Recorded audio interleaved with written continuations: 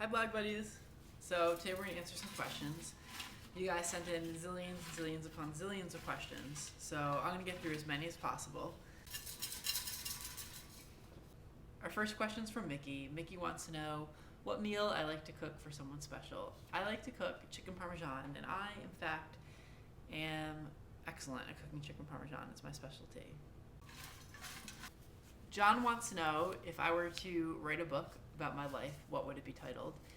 And I think I would probably title it Davey Does the Universe.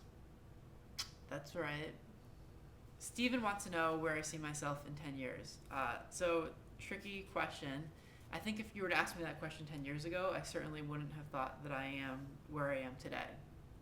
So I have no idea where I will be in 10 years, but I do know this, that I am going to do my best to keep my eyes open for any of the opportunities that come across my path, that I'm going to do my best to follow my passions and to follow my heart.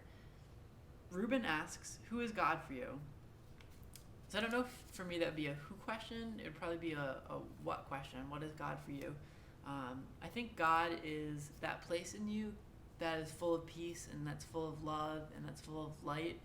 I think it's something in here, not something out there or someone up there. I think it's that connection you feel to other human beings. I think it's that love. I think that's God, if that makes any sense. So John wants to know how I stay positive all the time. John, I don't stay positive all the time. I think I'm very realistic. My perspective, though, is such that if something that's so-called bad happens in my life, I look at that as a learning experience. I look at that as an opportunity to grow and to develop as a human being. And I always try to take a step back and say, look, I don't in this moment necessarily know what is best for me, and that maybe something that seems bad or that seems like an obstacle is actually going to send me somewhere even better and even greater down the road. So I kind of keep that perspective, and you can call that positive, I'd call that realistic. I have my ups and downs just like anyone else. Christina says, if you see an insect in your house, do you kill it? In fact, I do not kill it. I try to catch it and let it go outside, or if it's a spider, I just scream and run around the apartment until it goes away. Austin says, of all the places that you've lived, which is your favorite? It's like comparing apples to oranges. I like different places for different reasons. I like Rhode Island because my family lives there. That's probably the place that I'm most comfortable. I like Toronto because it's so ridiculously beautiful and friendly and delightful. And I have so many great memories here. And I really like San Francisco. I haven't lived there yet. I've gone there on vacation, but potentially down the road. We'll see. Tom says, have you ever thought about writing a book? I have. Davey Does the Universe. Actually, I've thought about it. I just don't think that anyone would publish it, or that many people would read it. But maybe down the road, maybe in 5 years or something, that might be a more feasible option. We'll see how things go. Zoe is thinking about moving to Canada. She's a lesbian, and she wants to know if I would recommend it. Canada, or at least Toronto, from my experience, has been very, very welcoming and very inclusive. In fact, the Pride Parade here was attended mostly by non-LGBT folks, families with their kids. It was really a cool experience. It seems to be a very welcoming place, a lot more progressive than, let's say, the United States. However, I'm sure it's a great city for me. I don't know if it's a great city for you. I would suggest maybe taking a trip here if you're really serious about moving here. Drew wants to know how my plans are going for moving to Australia. Well, Drew, that's an interesting question. Turns out, as I had said before in a previous blog, that I'm reducing my hours at my job from 4 days a week to 2 days a week and doing more of this stuff, doing more blogs, doing more videos, or spending more effort and time on both. So needless to say, that's kind of a financial hit. So I still would like to go to Australia. I would still kind of like to do it this winter. I don't know if it will happen. If it doesn't happen, it's not meant to be, and maybe I'll do it the following year. No big rush. It's just an expensive trip, especially the airfare. Ridiculous. Ridiculous. So Johnny P wants to know, how do you let go of the past? Well, I think that for me, I recognize that no matter how much I would struggle or resist the way things have been or the way things are now, none of that will actually change that experience.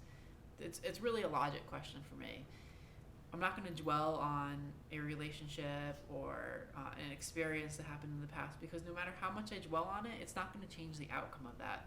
What I can change is my experience moving forward and the lessons that I take out of that experience. You know what? The more awful the experience, the more powerful the lessons and the messages that are in there that you just need to look at, pick up, and apply to your life.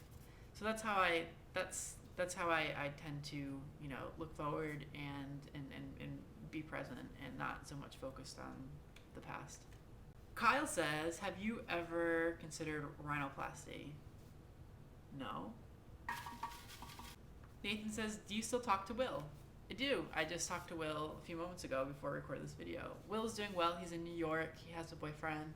I talk to him a lot because, we're important facets of each other's lives. I'll probably see him again in December when he comes back to Rhode Island for Christmas. So I miss him.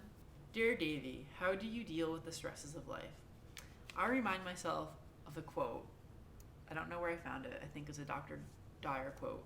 And it is, there's no such thing as stress. There's only stressful thoughts, and people create those. So I remind myself of that. The situation itself isn't stressful. It's how I process that situation that could or could not make it stressful. So I tend to process things in a way that stress isn't created. And I remind myself that stress, at least for me, isn't helpful. There's nothing good that comes with it. Only a bunch of bad shit, like heart attacks and balding. So I try not to create those stressful thoughts. Bitches, my battery just died. Alright, so Jasav says, what's your favorite type of empanada? My favorite type of empanada is the caprese empanada, which is a combination of basil, mozzarella cheese, and tomato in a mozzarella, but I want it deep fried, not baked. None of the baked bullshit. If you're gonna do an empanada, do it right and dip that in the grease. Dip it in the grease and love it, because it's amazing. Dip that shit in the grease. Dip it in the grease. Eric says, I noticed that you lived in Canada and that you therefore probably speak French, and Eric would like to hear some of my French. So, Eric, just for you. Voulez-vous coucher avec moi ce soir? That's actually all I know. That's all you need to know. Oh, we have another question from Eric.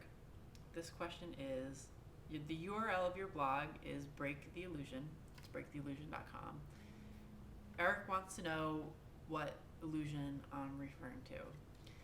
I'm actually really glad that you asked this question because the answer is really important and it's a big secret, and I am today, in this moment, ready to reveal the secret. So drumroll please.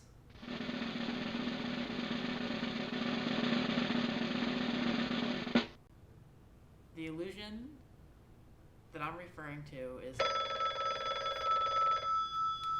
Hang on, let me